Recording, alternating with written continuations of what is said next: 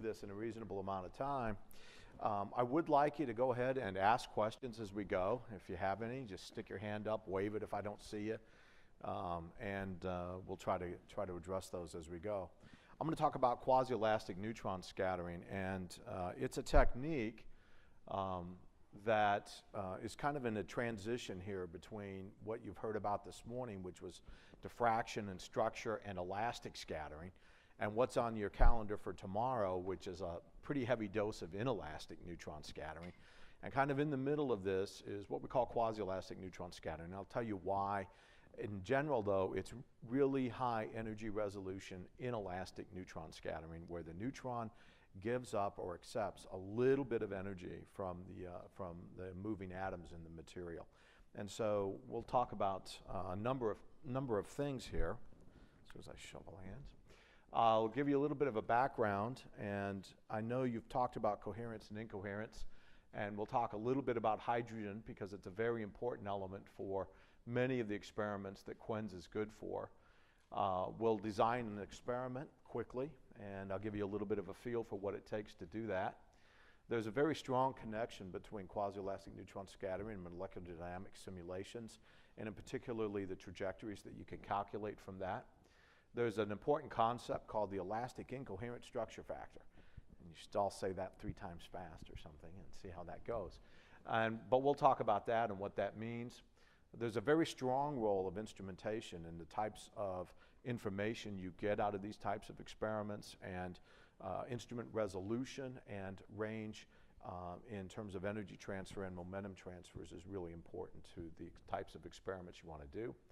We'll walk through one example, tethered molecules, as an example of restricted diffusion, and then I'll give you a few references and a quick summary at the end.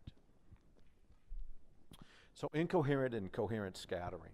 It's a little bit of a awkward thing to try to talk through, and so I'm just going to give you the causes for incoherent scattering and neutron scattering, and then tell you what that means in terms of what you actually measure. A lot of quasi-elastic neutron scattering is incoherent, okay? And so that's why I wanted to go over this with you a little bit. The origin is incoherent scattering arises when there's some kind of random variability in the scattering lengths of the atoms that are in your sample. And that can arise from 2 causes. You can have more than one kind of isotope, whether it's the same element or different elements in your sample, or you can, and/or actually, all these things can happen at the same time.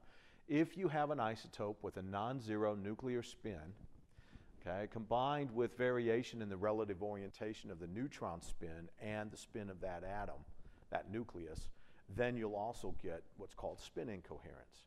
And both of these things then can give rise to incoherent scattering. Coherent scattering, on the other hand, which is what you've just heard about from Cora in terms of elastic scattering and diffraction, gives information on spatial correlations and collective motions. If the coherent scattering is elastic, then it tells you something about the organization of atoms in a crystal, for example, or in a small angle neutron scattering experiment. What are the shape and size of objects? Inelastic coherent scattering gives you information on collective excitations of materials like phonons in a crystalline material. Incoherent scattering, which is what we'll focus on in Quinns, gives information on single particles. So elastic incoherent scattering can give you something like a Debye-Waller factor. It can tell you how many hydrogen atoms are in your sample. It has a geometric term, this elastic incoherent structure factor, that can distinguish between different types of motions, whether you have continuous random 3D Brownian motion or some kind of jump diffusion or rotations. It can distinguish between all of those. Inelastic incoherent scattering gives us insight into diffusive dynamics and diffusion coefficients, and that's where we're going to focus on in Quinns. There's a good basic discussion of incoherent and coherent scattering for neutrons in this book by Rowe. It's available now. You can find it. There's a wonderful book called The Theory of Thermal Neutron Scattering by Marshall and Lovesey that's been out of print for a long time, but many libraries have it, and you might be able to find even some relevant pieces online. So I put those up there for reference. So for quasi-elastic neutron scattering, hydrogen is our friend. I don't know if Cora talked about coherence and the role of isotopes for neutron scattering in deuterium and hydrogen. For a lot of coherent experiments, like we talked about, sands or even diffraction from crystals that have hydrogen in them, you replace the hydrogen with deuterium. And that's because deuterium has a very small incoherent cross-section. It has a smaller total cross-section than hydrogen. As you should be able to see, here's hydrogen, the total cross-section in deuterium, and these are the scattering links. So there's a bit of a difference here. This large incoherent cross-section of hydrogen is a great advantage for quasi-elastic scattering. And samples can, in fact, they must be relatively thin. We'll talk about that. And you don't need much material. We can also play an isotope substitution game. So if there are parts of the sample that have hydrogen in them that you are much more interested in, and parts of the sample that have hydrogen that you don't care about, like maybe a solvent, for example, if you want to look at a protein floating around in it, then you can deuterate the part that you're not so interested in. Usually you can measure the scattering from that separately and do a very good background subtraction. So if you can take advantage of the fact that deuteration kind of masks the parts that you're not interested in. All right. The momentum transfer, Q, and energy transfer ranges that you sample in a typical quasi-elastic neutron scattering experiment is very well matched to what we call the self part of the dynamic structure factor. And I'll talk about that in a couple slides. So why should you care about Quinns? Other than it's my favorite neutron scattering technique. Right? It's applicable to a wide range of science areas. Biology, you might be interested in water solvent-mediated dynamics or protein local internal motions. Chemistry, complex fluids, ionic liquids, porous media, surface interactions, water at interfaces, clays. A lot of these things have hydrogen, and so they lend themselves very well to Quinns. Material science, hydrogen storage, fuel cells, proton conductors. These have all been studied with quasi-elastic neutron scattering at one time or another. Quinns probes true diffusive motions. So you're actually watching atoms, nuclei, moving around in your material. There are a number of analytical models available. What that means is you can do a number of parametric studies, either changing the compositions in your material or things like temperature or pressure or any external tuning parameter that you want. And you can use one of these analytic models to characterize the changes that you see in the sample. And that can often give you pretty ready intuition into what's going on in the material. There are close ties to theory, and so you can step up your analysis if you want to do molecular dynamic simulations, and we'll talk about that again in a little more detail. It's very complementary to techniques you may know more about, like light spectroscopy, NMR, and dielectric relaxation. And it answers questions that you can't get any way else. And so that's why it's valuable. And there's a number of publications in this area, even with a very simple search term. There's many more than this, but these are the ones that show up in a simple search. So my picture of a neutron experiment, just to make sure we're all on the same page. You have an incident neutron coming in. My neutrons always come in from the left. I don't know what everybody else's do, but mine are always from the left, because otherwise I get confused. All right? So neutrons come in from the left, and they have a wave vector ki. All right? And that's just 2 pi over their wavelength. There's some interaction with the sample, and the neutron changes direction, and it may change the length of the scattering of its wave vector. So there's a kf that has a direction and a magnitude. The difference between ki and kf is the momentum transfer, all right? And the difference between the energies of the incident and final neutron is the energy transfer. The really important thing to remember, okay, as you try to get your intuition to work on working from reciprocal space to real space, is that momentum transfer is inversely proportional to a length scale. All right? So if you want to probe large length scales, you need small q. All right? And the same thing's true for energy transfer. Energy transfer is inversely proportional to the time sensitivity of your measurement. So if you want to probe short times, you go to high energy transfers, and if you want to have more sensitivity to long times, then you need to go to very low energy transfers. And we'll talk about what that means quantitatively here in a minute. So here's what we can do in a neutron scattering experiment. We actually measure the double differential scattering cross-section in an inelastic neutron scattering experiment. But that's really hard to say fast. So what we actually measure is what we talk about is something called the dynamic structure factor, which is very simply related to the number of neutrons per solid angle at any given angle that we measure per energy transfer. All right? And so it's a very simple transform. The dynamic structure factor contains all the information about the dynamics and actually even the structure. You can integrate over energy transfer or look at omega equals 0, for example, depending on the type of experiment you're doing. And it contains all the relevant information about the material. If the energy transfer is 0, that is, the neutron doesn't exchange any energy with the sample, we call that elastic scattering. If the energy transfer is not 0, the neutron gains or loses energy, we call that inelastic scattering. If the inelastic scattering is near 0, we call it quasi-elastic. So very small energy transfers. We're talking about energy transfers that might range from a micro-electron volt out to a few milli-electron volts. So very, very small. This is also why this technique is pretty particular to neutrons. Okay? Inelastic X-ray doesn't do micro-electron volts. Okay? So this is a neutron technique. All right. Little bit of a cartoon just to kind of solidify this concept in your mind. Here's my train of very well-defined incident neutrons, and they're coming in from the left, okay, because otherwise I get confused, all right? So Ki is the length of the wave vector.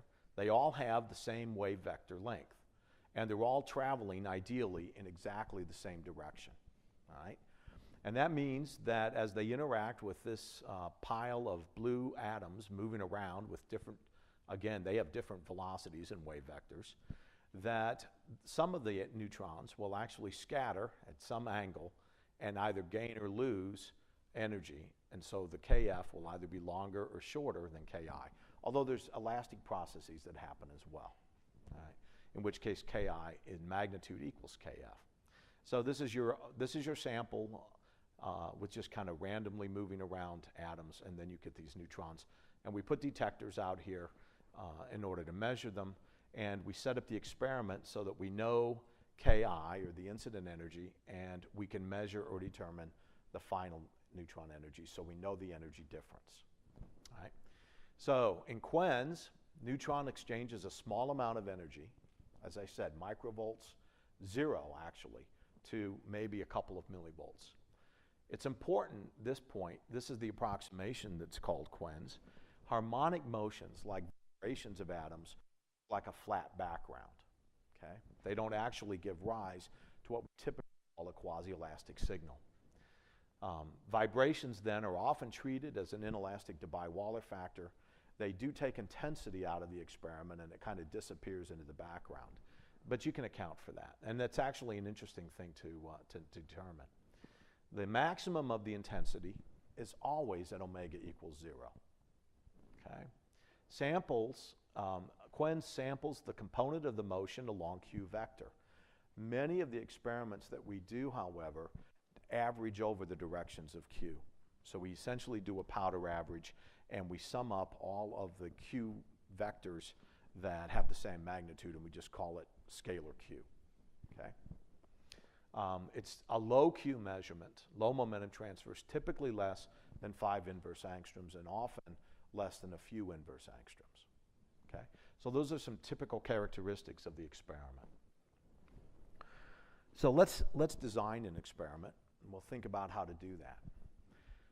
One of the really interesting secrets about neutron scattering is this. We spend an awful lot of money making neutrons. We spend a lot of money getting neutrons out to the sample. BASIS, which is the backscattering spectrometer, is 84 meters, length of a football field. So we do all of that, and then when we get all those neutrons out there, we let 90% of them go through the sample, okay? And the reason we do that is because I need to know the incident direction, the final direction, and the energy transfer. And I can do that if I characterize the incident beam and the scattered beam, and there's only one scattering process. If I scatter twice, then all bets are off. Multiple scattering makes my analysis much more complicated. Yes?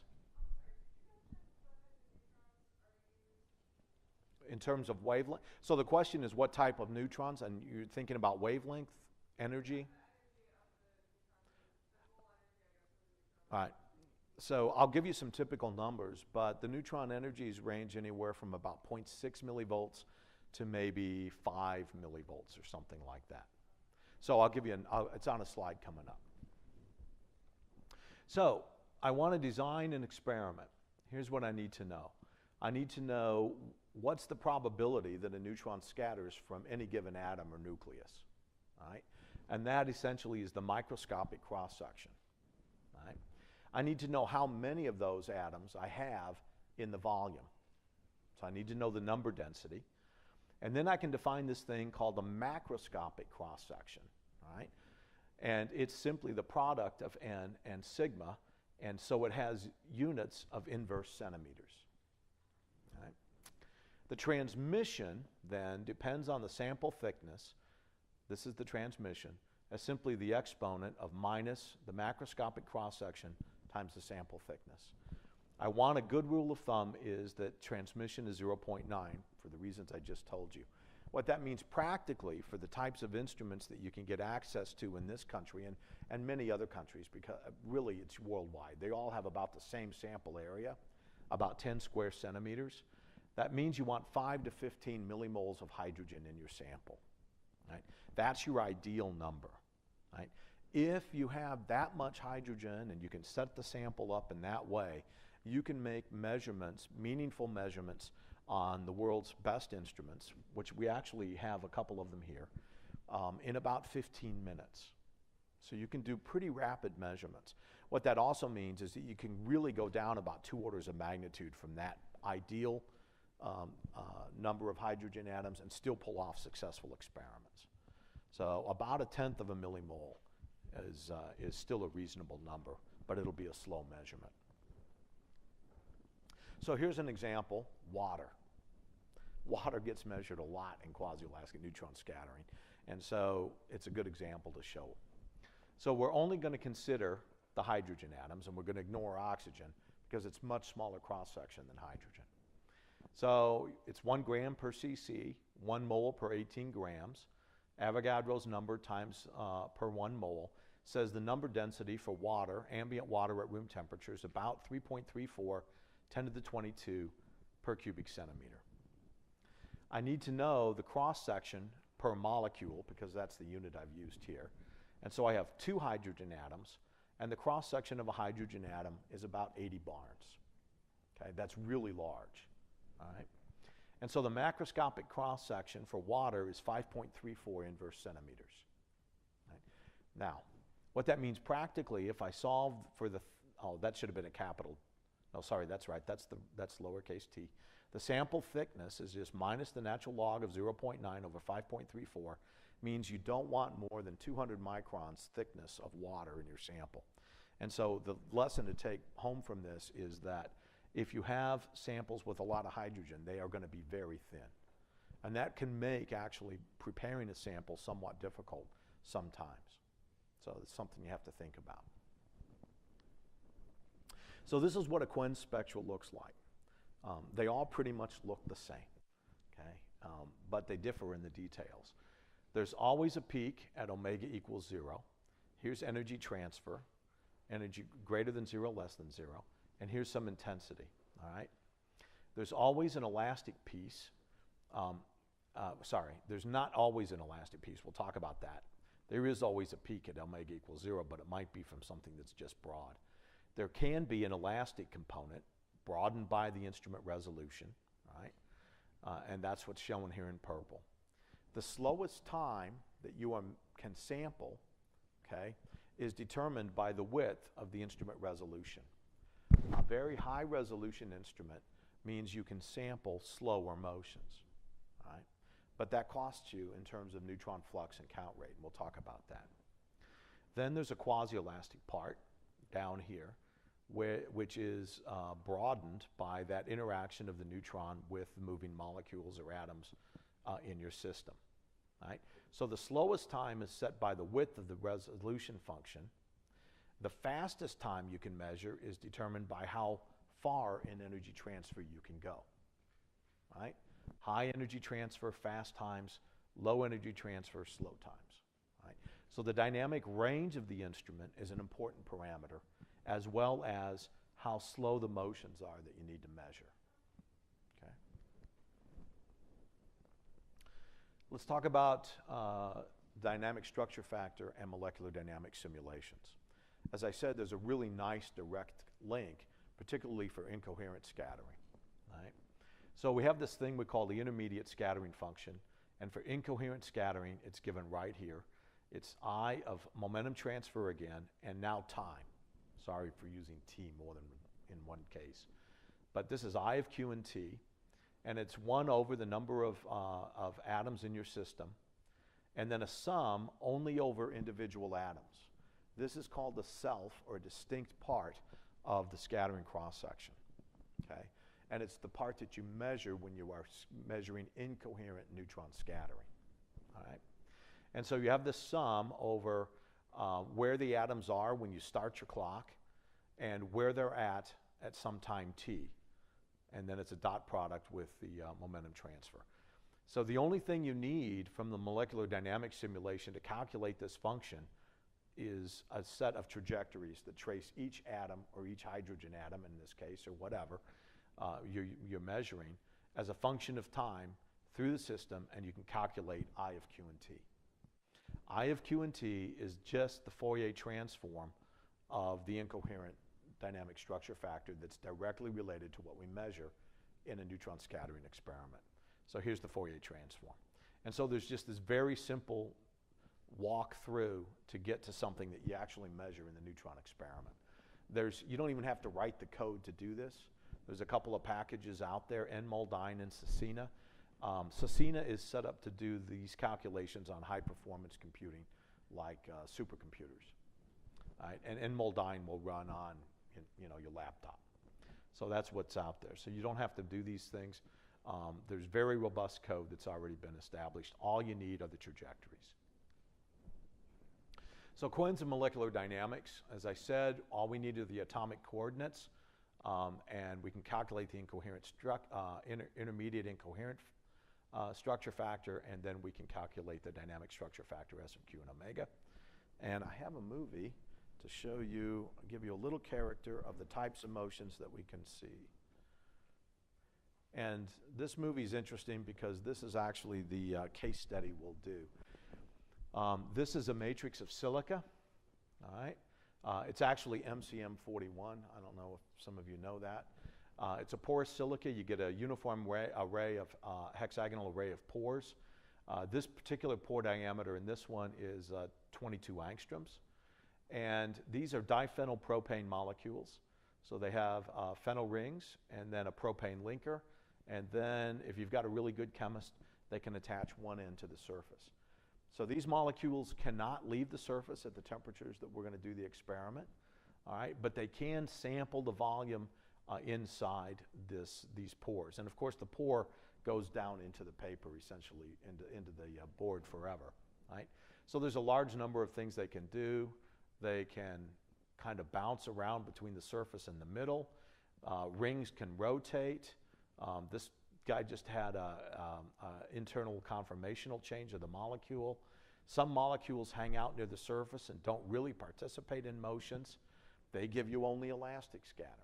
And so there's a lot of information you can get from Quinns about the details of what's happening in these pores. And we'll use that as our example. Any questions? Yes? The question was, what was the temperature of that simulation? I think it was about 260K, something like that. And that was, let's see, how long was that? That was about, I think, 30 nanoseconds or something like that in length. All right, let's talk about the elastic incoherent structure factor, because if you look at the literature at Quinns, you'll see this term used. Right? And it's very useful in helping to distinguish the types of motions, whether it's restricted diffusion, whether it's rotations, whether it's jump rotation or jump diffusion or diffusion inside of a confined volume. The elastic incoherent structure factor is the quantity that can distinguish between those models. All right? So think about it this way. Here's a blow-up of the movie we just saw. I'm really only interested in the hydrogen atoms because they have such a large cross-section and they're dominating my signal. All right? So I'm going to take a box whose length is 2 pi over q, okay, because length is inversely proportional to the momentum transfer. I'm going to draw it around the hydrogen atom, and I'm going to do this in 3 dimensions. In fact, it's probably a sphere, but a box is fine for now. All right? I'm not a really good drawer, so this is about as good as I can do. All right? And so I'm going to put a box, and I'm going to put the hydrogen atom inside the middle of the box. And then I'm going to start my clock. All right? If the hydrogen atom moves out of the box and stays out of the box, okay, during the course of my experiment or during the course of the simulation, right, then I will get a quasi-elastic signal. Okay? If the hydrogen atom goes out of the box and comes back in the box, then I have some probability when I stop my clock of finding the hydrogen atom in the box at a later time. Right? That probability of finding the hydrogen atom back in the box is the elastic incoherent structure factor.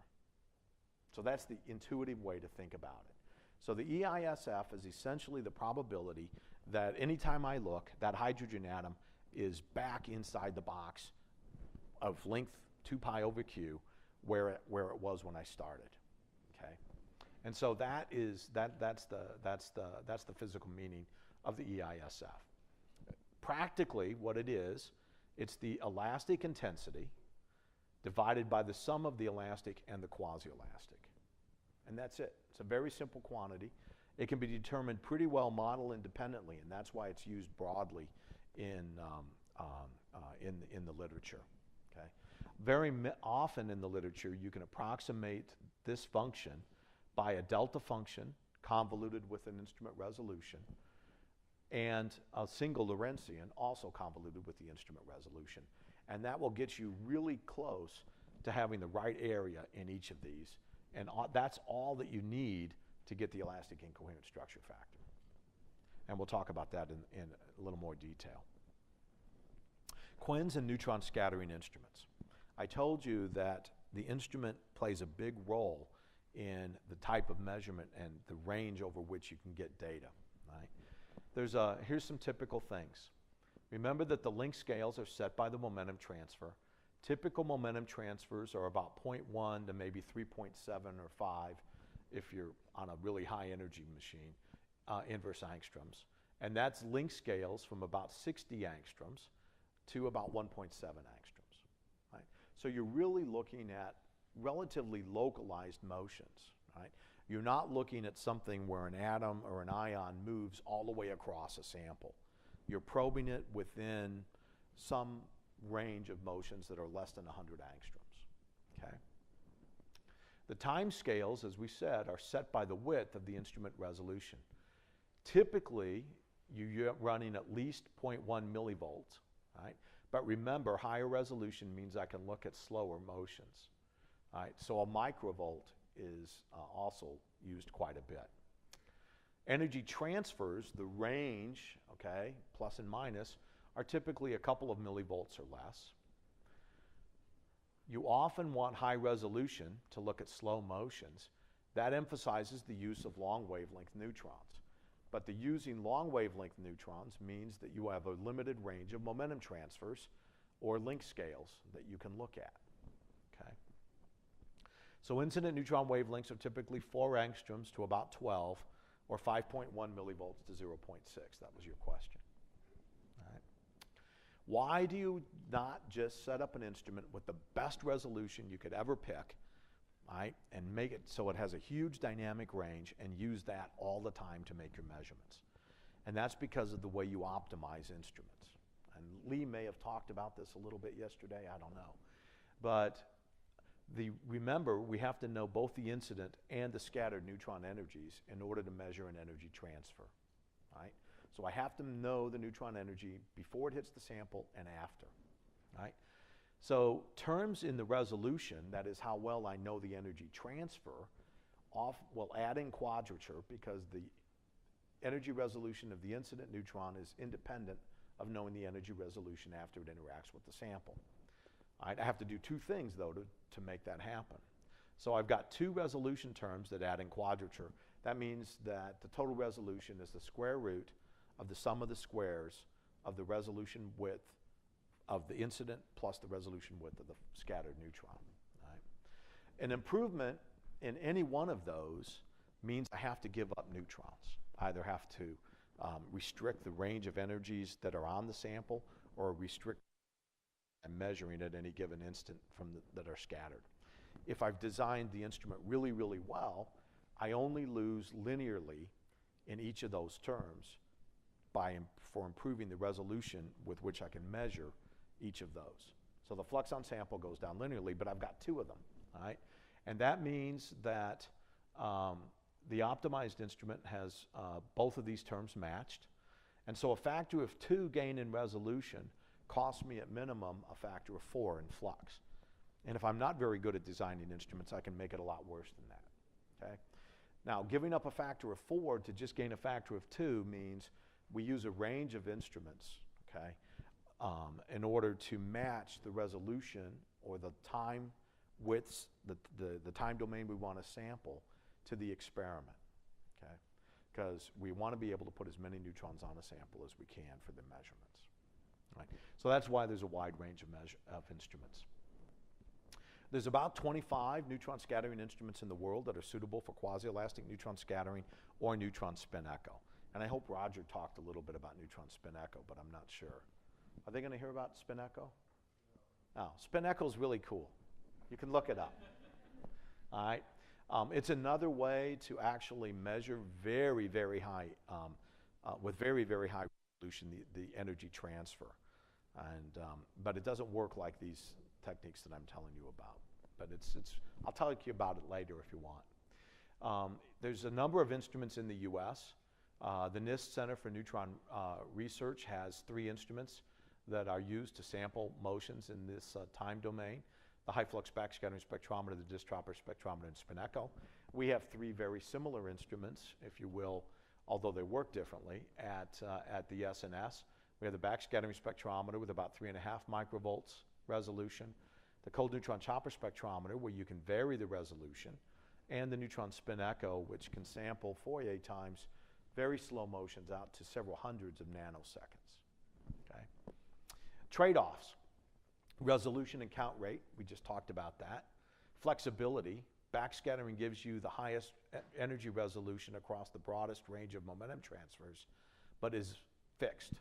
It's you only get one shot, one cut through energy and momentum space. Chopper spectrometers are very flexible, but they're a little bit more limited in the range in resolution and wavelength, but flexible, you can choose. Long wavelengths means you can look at long times and slow motions, but it limits Q, and so you can only look at relatively large length scale motions as well, right? And the reciprocal also works. So what do these instruments look like? Here's a phase space diagram for the things that matter for making these measurements. Here's momentum transfer. Here's the reciprocal variable above, length, or D. Here's energy transfer in millivolts. And here's the time domain over here, okay? So this is the part of this curve, this phase space, that backscattering samples, okay? Pretty nice domain. Chopper spectrometers have broader ranges, but not quite as good an energy resolution, okay, which is set by this bottom part of this curve.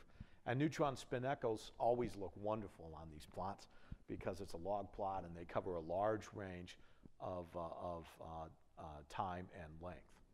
So science, molecules in confinement often sit in this plot somewhere around in here. So all three techniques have been used to look at them. Polymers and proteins tend to be more the domain of neutron spin echo, but also a lot of backscattering spectrometers are used to measure that. Colloids and complex fluids, now the length scales are getting very large. That's almost exclusively studied with neutron spin echo in terms of the dynamics. If you want to look at a solvent, for example, though, you can come back up this curve. And so small molecule diffusion sits in here, and it's really kind of the domain of backscattering and chopper spectrometers. Okay? Any questions? Yes? Up in here, that's really inelastic scattering. So that's out where you're looking at something like methyl rotation, for example. Those things are happening up in that corner. Okay? And so chopper spectrometers do an awful lot of inelastic, higher energy transfer, 1 to say 10 millivolt type range. Okay, so here's our example. Diphenylpropane attached to the surface of MCM41. Sample temperatures are going to be from 240 to 340 Kelvin. We typically have about 0.7 grams, a large fraction of which is the MCM41. The pore diameters are going to range from 1.6, 2.1, and 3 nanometers. And we're going to put different amounts of molecules on the surface. We've got 3 samples at each pore diameter where we've put on as many DPPs as we can. All right? And then on the large diameter, we actually did a little bit of a coverage study to look at the dynamics and the dependence of coverage. We were really interested in things like what happens when the molecules are crowded? How does that affect the dynamics? What happens when the geometry of the pore really gets small? And how do the molecules respond to that? All right? So we started with a set of measurements. These are taken on the backscattering spectrometer at NIST, the HFBS. And this is another thing you'll find a lot in the literature because it's pretty model independent. It's a way to look at just how much of your intensity is actually elastic scattering. All right? It's also very fast. You can set the measurement, these types of points at each temperature can be taken in a couple of minutes, either at the HFBS at very high resolution, about a microvolt, or even on basis here. Okay? So what we're looking at is what's the intensity integrated over the entire detector bank, all Qs, summed up as a function of temperature. All right? Here is the bare MCM41. And so it's the weakest because there's no hydrogen in it. Okay? And it pretty well just goes along as a straight line with increasing temperature. It does tend to get smaller as you go up in temperature, and that's because the silicon atoms are actually vibrating more as you go up in temperature, and so you have a higher Debye-Waller factor, and that takes intensity out of the elastic peak and distributes it places where you can't see it. Okay? And then as the DPP, the hydrogen on the diphenylpropane, is giving rise to the difference between this signal and these signals. All right? So what happens is, at very low temperatures, as you increase the temperature, you see a more rapid but still relatively linear decrease in intensity. Right? And again, it's for the same reason. The vibration amplitudes go up as you go up in temperature, and the intensity goes down. But sooner or later, you see this curvature develop as this curve starts to depart from this linear decrease.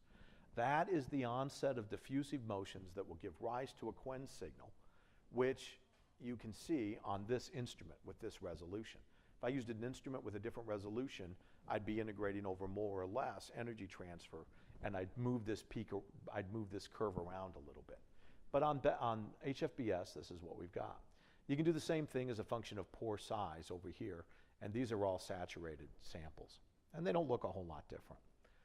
Now, the intensity at low temperatures, and even high temperatures for this part, where you just have this linear decrease, you expect to just be modeled as a Debye-Waller factor. This is what you get if you have harmonic type motions, just vibrations around some equilibrium position. And the intensity is just the intensity that you measure at low temperature, okay? E to the minus q squared, u squared over 3, where u squared is the square of the average amplitude of the motion, all right? And so you can actually parse this up now as a function of q and fit it to this function. And then you get these curves as a function of momentum transfer, or sorry, as a function of u squared. Here we go as we increase in temperature. So again, here's where you have this kind of harmonic behavior, but at some temperature you depart from a linear behavior, okay? And that is the onset of diffusive and/or anharmonic motions, okay? So you either have true diffusive motion, where you've moved out of some kind of harmonic potential and you're exploring space outside of that confining potential, or you've moved out into places where the potential is no longer harmonic, okay? And so you're measuring anharmonic motions. And so you can actually learn something from this onset temperatures and by comparing them, right? And I'm gonna have to go faster, so I'm not gonna go through a lot of the details of what we learned. But there was no dependence on the surface coverage. It was always 130 Kelvin.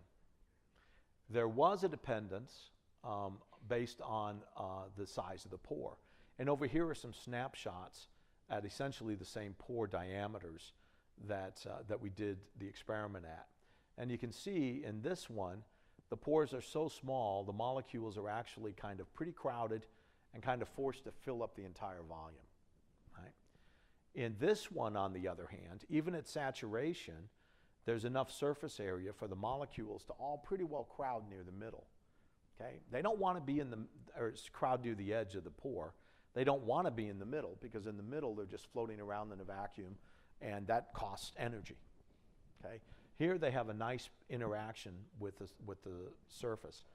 Here they have kind of this mix of interaction with the surface and interaction with each other. All right? And so this actually has a very nice kind of uniform filling, if you will, more uniform than the others. And the molecules actually sit in a deeper harmonic well potential than they do in either of these two cases. And that drives this temperature for the onset of diffusion up considerably beyond what you saw in the other two. All right? So these are kind of things you can do that are just pretty well model independent.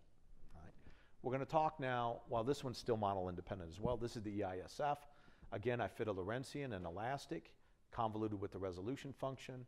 There's the elastic, there's the quasi-elastic. I calculate the EISF, and I get something that looks like this, okay? And this is as a function of temperature for the 30 angstrom sample at saturation. And there's a couple of things to note from this curve. There's curvature. Well, first of all, the first thing to note is that at q equals 0, it's 1. That has to be true. All right? That's always true. There's curvature. The curvature actually determines the radius. Oops, I didn't want to do that yet. The size of the volume that's being explored by the atoms, R max, and we'll talk about what that means. And then there's this thing we call the fraction of molecules that are moving. And so the fact that this comes down and just asymptotes out at some constant value means that some of the hydrogen atoms in our system are not moving on the time scale of this measurement. And those are the ones that are actually hanging out near the surface in that movie and never came off the surface. Okay? They're just stuck there for this time scale. Okay? On the other hand, I can plot the Lorentzian half widths at half max, and they look something like this, okay? The important thing to note from here is, if you do this type of analysis, is that as you approach q squared of 0, if this line doesn't go through 0, the motion is restricted or confined, okay? If you have truly long-range diffusive motions like in a liquid, this has to go through q equals 0 at momentum transfer equals 0. All right, so you've got some pretty clear signatures of what we knew when we created the samples, which is that the molecules are tethered on the surface. Okay? So we can go beyond that to an analytical model, and we're going to allow our model to be atoms diffusing in a sphere. It's It's a very simple, localized diffusion model, all right? And this is what the formula looks like. It looks messy, but it's actually quite simple. These are all tabulated, and you can find programs that will calculate this. And the reference paper is down here at the bottom. All right. But we're going to put a little bit more physics into the model, okay? Because I know that I've tethered a phenyl ring near here, the oxygen and then the surface, the propane linker that has hydrogen atoms on it, and the phenyl ring out at the end. And what I'm going to do is I'm going to draw a sphere around every hydrogen atom, okay? And I'm going to let it have a radius, right? I know that the other part of the physics that I'm going to put in is that I expect that the farther from the oxygen atom, the larger volume a hydrogen atom can explore, right? So the hydrogen atoms in here can't really move much. This phenyl ring can flop a little bit and rotate, but that's about it. So it can only occupy just a little bit of a volume, whereas this one can actually move a lot depending on the conformation that the molecule takes, all right? And so I put all that together. I've got a fraction of the molecules moving, again, on the time scale that I'm sampling in the experiment, and I end up with a somewhat more complicated expression. But the important things are that I've reduced my number of fitting parameters to simply the maximum radius explored by the hydrogen atom farthest from the oxygen, and then all the rest of them scale, okay? And the diffusion coefficient of that same hydrogen atom, which is the average diffusion coefficient of this guy exploring this sphere. So this atom is moving around in a sphere of radius r max, right? The model works pretty well. I can fit the data. This is a log scale. Now I've taken data across a broader dynamic range on the backscattering spectrometer here. And I can ask some questions. How extended is the motion? All right, here we go. This is R sub m as a function of pore radius or pore diameter at maximal saturated conditions. Interestingly enough, as I go up in pore diameter, I actually get more restricted motion.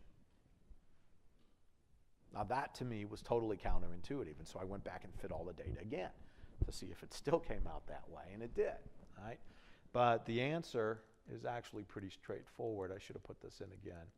Whoops. Here, there's enough surface area for the molecules to all sit near the surface. And so the hydrogen atoms actually explore much less volume than they would in this case, where they're forced into the center of the pore, just because they're crowded. All right? And we can do the same thing as a function of coverage. The bottom line answer is small pores and high coverage tend to drive more of the molecule into the center of the pore where there's more volume for the molecule to diffuse. So it is intuitive after all. How fast is the motion? As I go up in pore diameter, the motions become faster because there's more vacuum on the other side of the molecule and it can move around easier. It's not as crowded, okay? And here's the same thing that happens as a function of coverage. As a function of coverage, if I force the molecules into the middle, I can get a faster diffusion coefficient. All right. 2 instruments, 2 resolutions, 2 dynamic ranges. Do I get the same answer from the same material? And the answer is no. All right. All of the geometric things that I can determine, the fraction of molecules that are moving and the extent of that motion, this radius, all come up the same because it's pretty easy to get these areas right, even if you only measure them over a smaller or larger dynamic range. So the geometric terms all come out the same. But you might imagine if I measure over a larger range, I'll actually be able to better measure the width of this Lorentzian, right? And so I tend to measure small, more narrow Lorentzians if my dynamic range is more restricted. You can see I haven't actually been able to see it, this Lorentzian, come down to 0. It's not until I get out to several hundred microvolts that I can do that. And so what happens, interestingly enough, is that I'll measure 2 different diffusion coefficients, but as a function of temperature, they both give me very similar activation energies. So if what you're after is the activation energy, again, the instrument resolution isn't as important. If you want an absolute number for the diffusion coefficient, you need to measure that over a broad enough range so that you can see the signal come down close to 0. Okay? I'm not going to do that example. It's in there. You can take a look at it. Reference materials. There's a classic book by Mark Bay called Quasi-Elastic Neutron Scattering. Again, this book is readily available. It's cheap, actually, and it has a nice chapter on Quinns. There's a book on solid-state diffusion, like proton conductors and such, by Ralph Hempelman. And here's an old classic that you probably can't find, but I like it, so I put it up there anyway. There's a bunch of classic papers if you want to go farther back. And there's some data software that's used almost worldwide to analyze this kind of data. And so in summary, Quinns measures diffusive dynamics. It measures the length scale and the geometry through the Q dependence, the elastic incoherent structure factor. You have analytic models that form a framework for parametric studies and comparisons. You can sample over large ranges of time scales, sub-picoseconds to nanoseconds, or even hundreds of nanoseconds if you're using spin echo. You have great sensitivity to hydrogen atoms. You can measure other atoms, okay? But hydrogen is just the easiest one to think about. Instrument selection is a critical decision. The resolution must match the time scale of the expected motion. There is world-class and world-leading instrumentation available in the US. There's a natural connection to theory, molecular dynamics simulations. And again, there's analysis software. And that's where I'm going to stop. So any questions?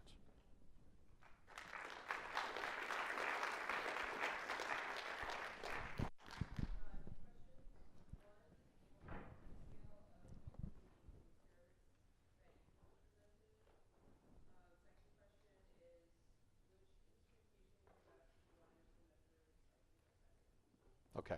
So the first question was, essentially, what's the resolution in terms of the time scale for the measurements that I showed here? That was about 1 to 3 nanoseconds. Microvolts are kind of in the several nanosecond range. All right? And then if I want to measure sub-picosecond, I don't want to do that with microvolt resolution. I want to do that with 100 microvolt resolution, and so a chopper spectrometer is more suited. Yes?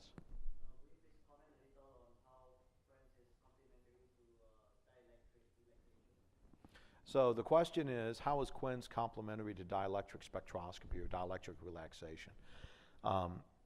Dielectric spectroscopy actually gives you, if you think about it in terms of the intermediate incoherent scattering function, IF, Q, and T, it measures over a very, very large time range. So you get to measure the types of motions over a large time range. That's its strength. So you can look at things like alpha and beta relaxations for caged molecules or glassy systems at the same time. That's very nice for that. It doesn't give you any details of the microscopics of the motion. What's the geometry? You don't really know what's happening locally that's giving rise to the dielectric signal. So they're complementary. They give you a much larger range, but a little less of the microscopic picture. Yes?